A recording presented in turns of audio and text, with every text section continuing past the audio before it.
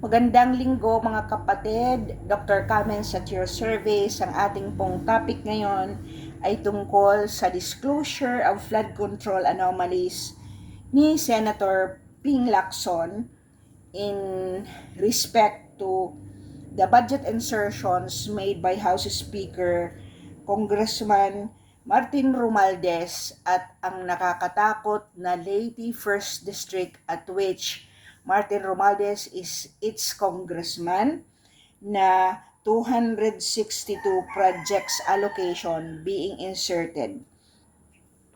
Kailan po ito nangyari? Sa August 20, 2025 sa privilege speech po ni Senator Lacson sa Senate plenary. Ano po ang mga highlighted ni Senator Lacson na nakakashock po sa ating mga taga-Leyte na nangyari dyan sa mga flood control? Ito po ang 262 flood control projects. Hindi po natin, dahil taga-Leyte po ako, hindi ko po ubos maisip kung paanong manghihingi na naman ng 262 project insertions ng flood control dahil sa time po ni President Duterte, ito po ay tinapos na mga project mula Tacloban to Dulag, Leyte nang siya ay umupo to avert or stop yung mga nangyari ng Typhoon Yolanda noong November 8, 2013. So, ito po yung another highlight, yung 30 ghost projects identified ni Senator Lacson at yung katakot-takot na systemic corruption sa budget insertion na ginawa sa leadership ng House Speaker Martin Romualdez na chinannel ko itong mga kapirahan sa pag-overprice ng mga flood control, poorly built, or if worse, wala, non-existent po yung projects na flood control na yan.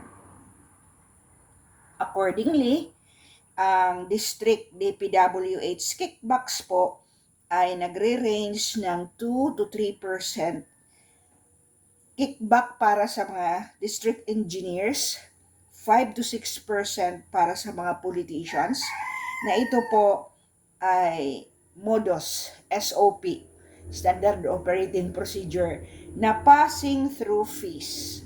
Ibinibigay po automatically pag ikaw contractor ay nakakuha ng project. So, isa pang highlight ni Senator Lacson ay ang contractor collusion or kakontsabahan na ang 100 billion in contracts pesos or 20% of the 545 billion ay na-release na po at ang mga kontraktor na to ay 1.2 million lang. Paano nakuha yung mga contracts na billion-billion na ang investment ng isang subcontractor na humiram lang ng lisensya ng main contractor ay 1.2 million lang.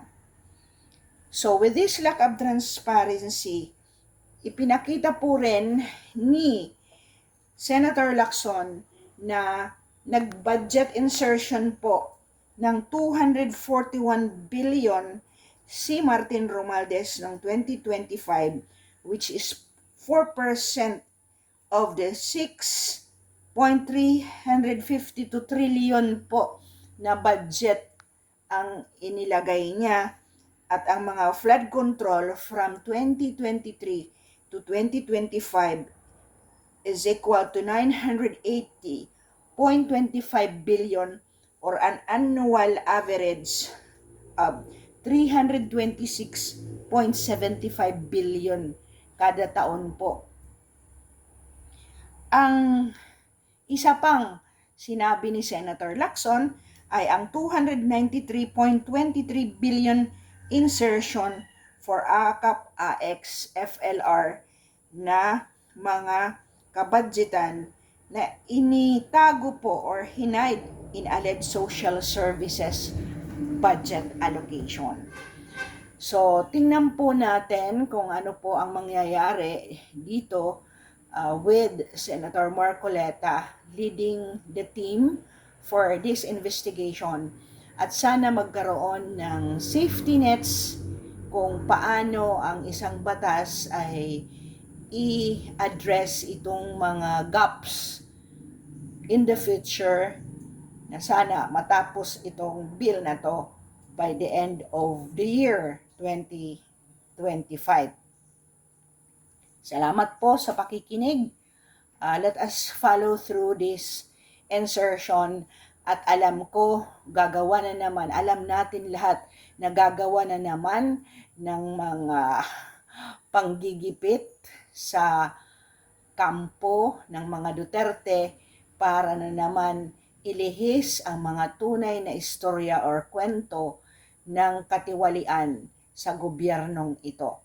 Ang tanong ulit ng mga simpleng mamamayan na walang boses ay ganito: bakit po hindi alam ng Presidente Marcos Jr. na yan na 2 beses siyang nag-assert na ang mga proyekto na yan ay nandyan?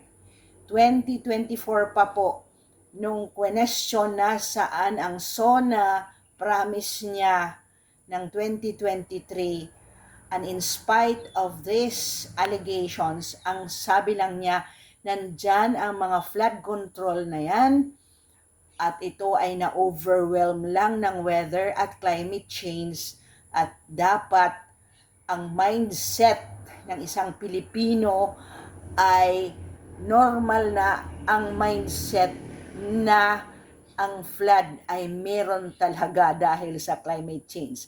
And suddenly, because of this, nagsona siya at sabi niya, in-incorporate niya, na titingnan niya ang mga flood control na yan. Pasalamat po tayo kay Senator Marcoleta, ang isang Iglesia ni Cristo na leader na hindi ito iwiwishy-washy.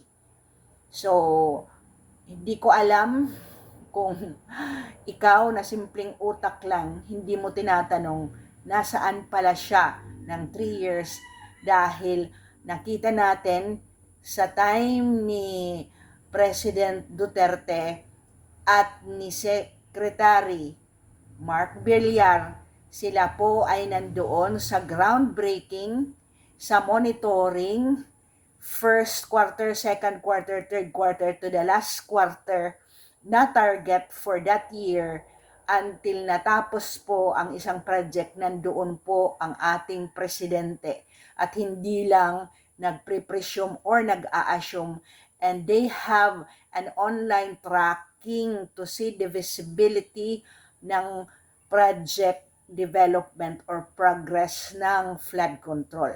Ulitin ko, meron po akong mga uploaded na video na 11,350 po ang napa-install ng ating presidente.